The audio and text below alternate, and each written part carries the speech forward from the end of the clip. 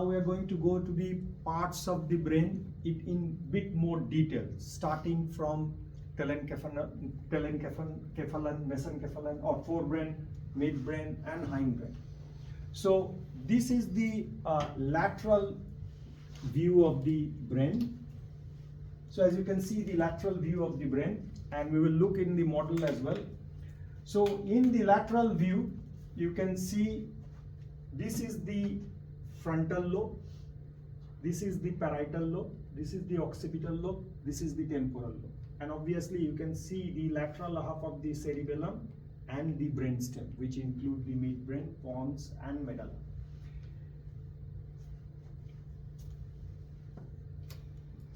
This is very useful diagram.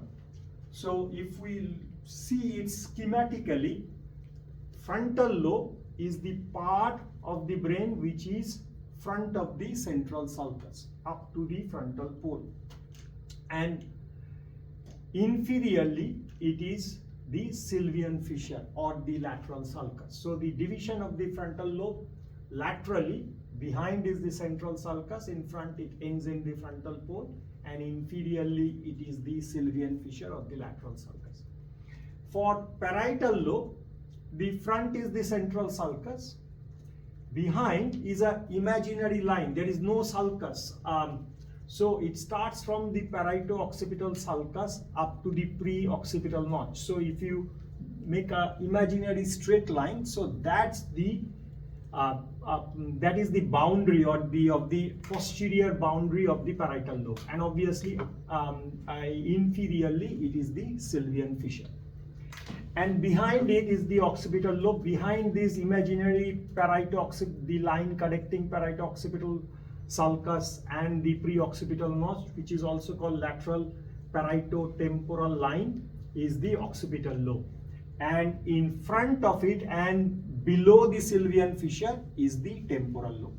So you have to be clear about that. So if we look into this structure as well, so frontal lobe, as you can see, up to the central sulcus. So if you look at the brain, how would you know that which is the central sulcus? Or even in the MRI or CT, it is a very useful feature to know. Reverse omega sign. So see here, I can see that's the reverse, that would be the central sulcus. Okay, so that's one of the very important radiological feature. What you can, when you are seeing the going through these slides, you can see which is the frontal lobe, which is the parietal lobe. The reverse omega sign. So the omega is like this, so it's reversed. Okay, so reverse omega. So that's the frontal lobe, and laterally is the sylvian fissure. The cerebellum just dropped. So next is the anterior boundary of the parietal lobe is the central sulcus, and behind is that lateral parieto-temporal line, which is the imaginary line from the parieto-occipital sulcus up to the pre-occipital notch, which is here. Okay, so that's the part is the parietal lobe, and then behind is the occipital lobe, and under the sylvian fissure is the temporal lobe. Is that clear? So parts of the superficial parts of the brain. Next is the medial side. This is very important, and this is the side which, so as you can see in the medial side, what we have got is the medial side of the frontal lobe, medial side of the parietal lobe, and under it there is a special gyrus. It's called the cingulate gyrus. Okay, and these are the white matter which is called corpus callosum, connecting the right and left. So there is a connection between these two, which is the corpus callosum, and behind is the occipital lobe, and you can see also the part of the thalamus. This is called septum pellucidum, this is called fornix, and this is anterior commissure. So these are all the structures medially. This is stria laminaris, this is the optic, and I'll go to the optic chiasm, and this is the part is the mammillary body. and then you have got the midbrain, pons, medulla. So if we look at this model, see, this is the medial side and this is the frontal lobe and also the orbital part, just be aware, but we will do the inferior view as well. So frontal lobe up to the central sulcus, then the parietal lobe, then the occipital lobe, and this is corpus callosum, and this is the part is the hypothalamus, this is the thalamus, and this is septum pellucidum, which is the boundary between the two lateral ventricle. And then we have got the brainstem, which include the midbrain, pons, medulla, and this is the cerebral aqueduct, and the cerebellum will sit behind. So that's the medial view of the brain.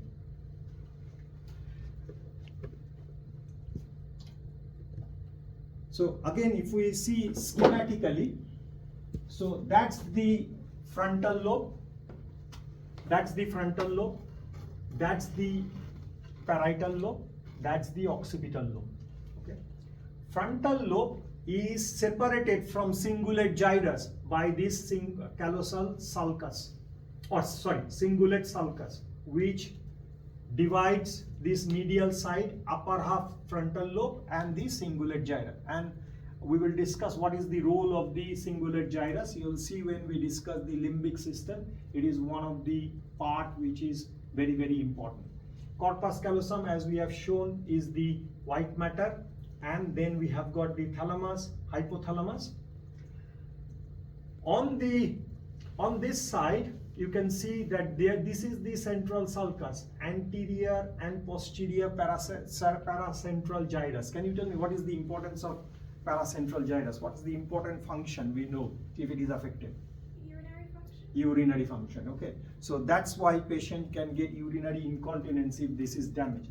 And because this part is supplied by anterior cerebral artery, this is one of the important symptoms patient can get.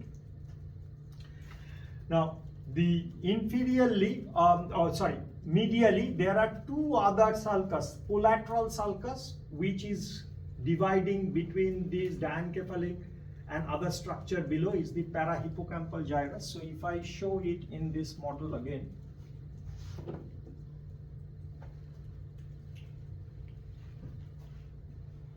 so this is the cingulate gyrus. It continues with this.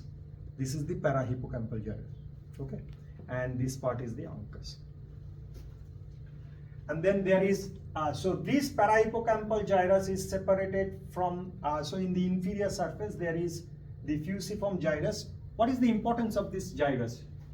What is particularly, if this part is affected, can happen? Prosopagnosia, inability to identify face. Okay, so they might know, like, even so there was case like where a patient has got damage here. If you call them over telephone, they can recognize you, but if they see you in person, they can't recognize, because this is the part which recognizes face. And then there is occipitotemporal sulcus, which is the division between this fusiform gyrus and the inferior temporal gyrus.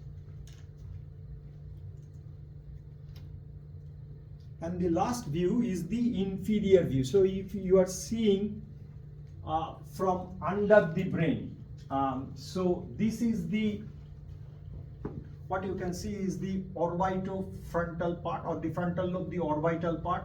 Then you have got the olfactory tract. You have got the optic nerve, chiasm, optic tract. These are mammillary bodies.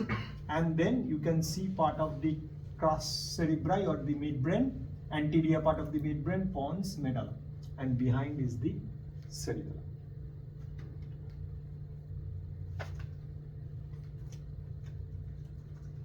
So again, if we look at this model, so that's the orbitofrontal part of the frontal lobe. This is the temporal lobe going on to the occipital lobe. And if you see in the middle, there is optic chiasm, optic tract, and optic nerve. This is the pituitary, behind which there will be the mammillary body, and then midbrain, pons, medulla.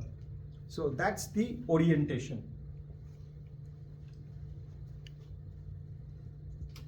Again, if we go to the schematic diagram, so this is the frontal lobe, and if you take this part of the, that's conveniently down. So if we take the temporal lobe, you can see that this is the middle cerebral artery going laterally and reaching the insular cortex. Okay, so that's the middle cerebral artery. If you take up the front of the temporal lobe, you can see middle cerebral artery going laterally, and then we have got the temporal lobe. We have discussed the occipital lobe and all the other parts.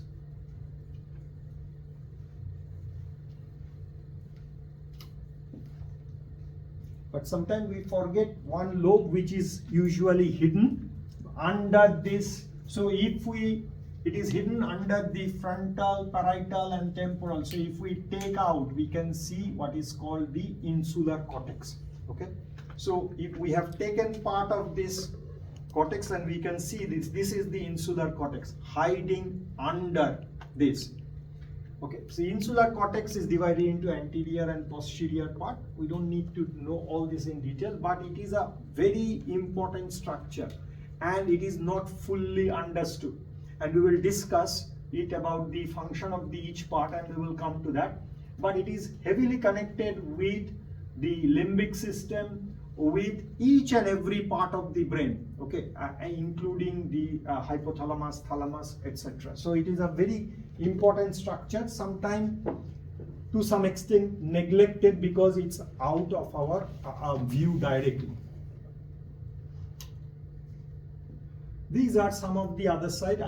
The Brodmann area I've given here, but you don't need to memorize those. They don't come as such in exam, and you don't expect in clinical you expect to know the exact Brodmann area, as long as you have got the. So for example, the primary motor area is area 4, primary sensory area is 3, 1, 2. So these are the important. Then Broca's area is around here 44, 45. And this is the Wernicke's area, area 41, 42. This is the occipital, this is the visual cortex. Primary is 17, 18, 19 are the associated. So these are the important Brodmann area. You don't have to memorize that for exam at all. And these are some of the coronal section. Now what is very, very important to understand, if you think in more objective way, what does brain actually contain? White matter and gray matter. White matter and gray matter. That's exactly that. Okay, so you have got the neuron itself and the axons coming out of it. So the axons are the axons and dendrite are the white matter, and the neurons are the gray matter. So that's the pattern which is replicated everywhere in the brain. Okay. Key thing is gray matter and white matter. So as you can see, these are the gray matter, and all these which are coming out are the white matter, and that's the pattern throughout. So this is the telencephalon, this is the diencephalon, and then this is the midbrain. This is the midbrain, pons, and it will go down. Okay? So that's the important structure what you have to understand. So before we go to the white matter in bit more detail, we will discuss each and every lobes, what are their gross function. So for example, frontal lobe. What is the function? What is the primary function of the frontal lobe? Movement. Movement. Okay, motor, movement. What are the higher mental function of the frontal lobe? If we go back to the frontal lobe, it will be easier. So what are the higher mental function of the frontal lobe? Like critical thinking. So if we go to this is called the dorsolateral prefrontal cortex. That's where the critical thinking, central executive decision making comes into place. What else are the function of the frontal lobe? higher mental function. Primary is motor, higher mental function. Working memory? So working memory, again, that's this part which is involved in that. What else?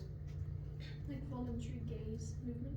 So the saccadic movement, that's where the frontal eye field is here. So that's one of the higher mental function. What else? What is this area? Broca's area. So which is the expression part of the speech. What else are the function of the frontal lobe? Does it have associations with the limbic system?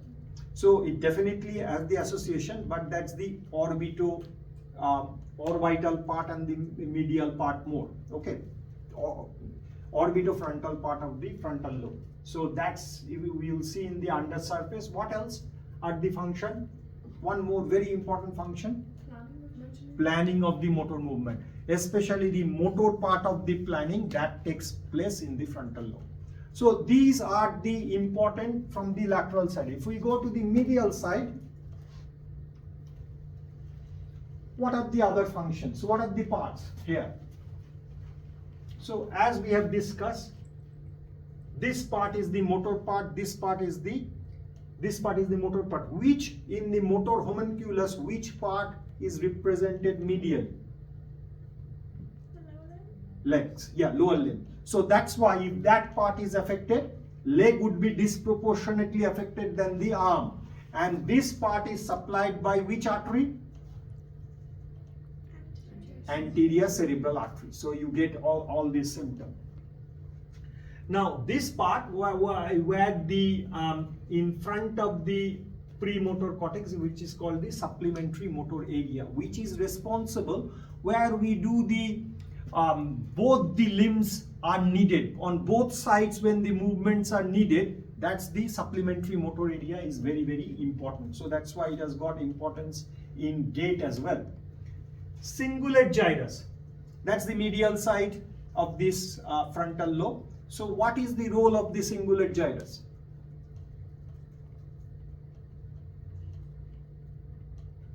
Connects the hemispheres? So it is no connecting the hemisphere is the corpus callosum. Cingulate gyrus specifically part of the limbic system. It's very, very intimately related to the limbic system. So what would be the function? Emotional regulation. What else? Pain? So it has got role in pain perception. What else? So if you think of what are the functions of the limbic system, motivation, behavior, all these will come through the cingulate gyrus. Okay, so that's the medial side. And then if we look under, that's the orbitofrontal part, that is again related to the limbic system. So all the functions of the limbic system, whatever it be, mainly the emotional regulation, etc., will be the part. And then you have got the olfactory tract, which is responsible for olfaction. And remember, olfaction is the only sensory part which does not directly relate to the thalamus. All the sensory information relate to thalamus except olfactory tract. Okay. So that's the frontal lobe. Clear? Key functions. Next, let's go to the parietal lobe. What is the primary function of the parietal lobe? Interpretation of sensory stimulus. So sensory perception, that's the primary function. What are the associated function of the parietal lobe? Is it things like reading and calculating? Is it like reading, like calculating? Reading, So in terms of language, obviously it is important for reading and writing. And if there is deficit, what is that called? Yeah. For writing, graphs. No, for the language, yeah, for writing, for that we will come. But for the reading and writing, if that deficit is there, what is that called? Alexia and agraphia. Very good. Okay, now because it's the primary is the primary sensory perception, what are the higher sensory or secondary sensory perception you can get? Yeah, what were you trying to say? the secondary sensory problem, graphesthesia. So inability to identify. If somebody write any alphabet or a number, you will not be able to recognize. What else? 2-point discrimination. What else? Stereognosis. You are given an object without seeing it, just by feeling you can recognize. So that's the function of the parietal lobe.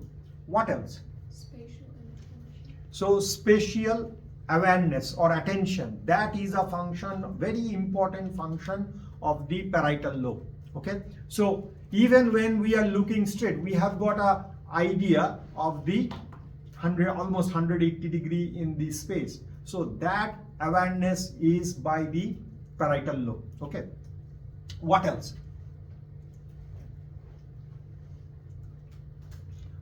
Tell me, what are the important function on the left half of the parietal lobe and what are the important function of the right half of the parietal lobe? Is the left more important in speech? Left is more important in speech, so that's why. So for example, if the angular gyrus, if this is affected, you get alexia, agraphia, left-right dissociation, finger anomia. Okay, it's important in exam. It's called Gartzman syndrome.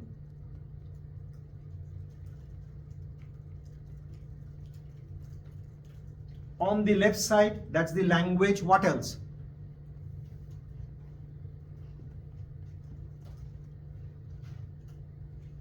What is apraxia?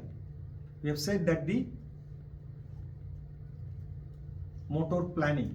The sensory part of the, and I'll go to apraxia a bit more detail, but the sensory aspect of the apraxia, that is your idea, you're making a plan of that idea, that is done by the parietal lobe. So you can get ideomotor, ideational apraxia in parietal lobe. Okay, that's the sensory aspect of the motor language planning.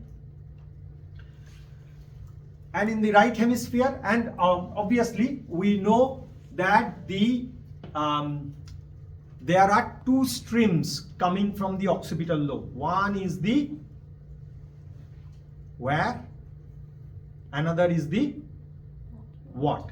Okay, so where, if it is damaged, so that's where this resides. So what will happen? You might have optic ataxia, you might not be able to follow object properly, you might not be aware where the object is in the three-dimensional space, you might not be aware at what speed the object is coming. Okay, so these are the functions of the that part of the parietal lobe. And on the right side, it's the visuospatial attention, that's the specific function, okay, of the parietal lobe. What else are the functions of the parietal lobe? On the left side, calculation. So you can get dyscalculia. So primary function is the sensory perception, associated function, higher sensory perception. Apart from that, you have got also important function in language like reading, writing. You have got important function in calculation. You have got important function in motor planning, especially the sensory aspect of the planning.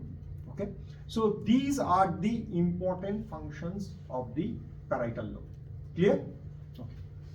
Next is the temporal lobe. What is the primary function of the temporal lobe? Or what are the primary functions? Hearing, and also part of the main part of the olfaction is in the temporal lobe. Okay, so that's one of the important primary function. What are the associated function? Is it forming long-term memory? So the deeper part of the temporal lobe, where the hippocampus and the parahippocampal gyrus, all this part is there, is responsible for storing the recent memory to long-term memory. So that's a very, very important function. What else?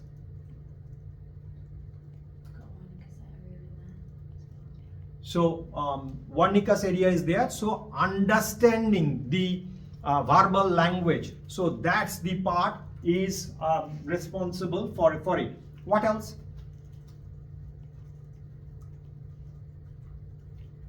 Is it like object object recognition. So you can get agnosia.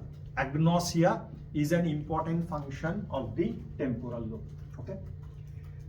Next we come to the occipital lobe. What is the primary function of the occipital lobe? Visual perception. And obviously what are the secondary function of the occipital lobe? These are all related to vision, okay, which include, for example, color vision, which include identifying an object, looking at the we will discuss about what happens when there is damage, looking at the full picture of we don't just concentrate on one thing, we can see the bigger picture. These are the functions of the higher functions of the occipital lobe. Again, for example, tracking an object, occipital lobe is very, very important. So these are all related to vision only. And finally, hidden behind under this, what lobe is there? Okay, so what is the primary function of the insular cortex? Gustatory and sensory motor. Very good. So gustatory and the visceral sensory as well. Okay. What are the other functions? So they are considered one of the higher center of the autonomic nervous system. Now you'll see lot of patient, especially after insular stroke, you will see they will have autonomic dysfunction. What is the commonest autonomic dysfunction we see in patient? Postural hypotension. They try to sit up, they get dizzy, because the insular cortex is one of the highest controlling center for the autonomic nervous system. It has got very, very important role in pain. It is part of the limbic system. So all the functions like what happens in limbic system can be affected. It is also because you can see it is very near to the Broca's area. So the expression part of the speech, it has got very, very important role as well. So it's a very, very complex part of and it has got lots of function, and sometimes this is one of the lobe, if it is damaged, we don't understand. Like, patient might have emotional incontinence because the limbic, it's part of the limbic system. They get autonomic dysfunction. Commonly we see postural hypotension. They can have problem with speech. They can have abnormal pain perception. So all these are functions of the insular cortex. And regarding the diencephalon, so what are the important let's finish the telencephalon. One more important structure is the basal ganglion. We'll discuss basal ganglion in bit more detail, but what are the most important function of the basal ganglion? Initiating movement. And precise movement, like making precise. So making precise movement, identifying the motor program which can do it most efficiently. Okay, stopping the movement. These are the functions of the basal ganglion. Clear? And now diencephalon, important structure, thalamus. What is the function of thalamus? Apart from the relay station, it is one of the screening area for the cortex before it receives all the information. Hypothalamus is one of the important area, is the master coordinator, and it is very, very intimately related with limbic system, autonomic nervous system. It's actually the master coordinator for the autonomic nervous system. It is an important regulator for the endocrine system. Okay, so these are the common functions of the forebrain. Is that clear? Then we have got the brainstem. We have got the cerebellum. We will come to the function of the cerebellum in more detail, but if we have to just identify what are the common function: motor function, balance, posture, coordination; non-motor function, problem solving. Problem solving, it has got important role in speech, especially even in language processing. It has got, it causes dysarthria, but it can cause dysphasia as well, because even in language processing it has got very, very important role. And brainstem essentially again has got some nucleus and the long tracts. There are nucleus and long tracts which we name, But there are other nucleus and long tracts which we don't name, but we call it together as reticular formation. Okay, and they have got very, very important function. That's why I have put a separate presentation on reticular formation, because this is the part which we don't discuss a lot. Okay, we will stop here.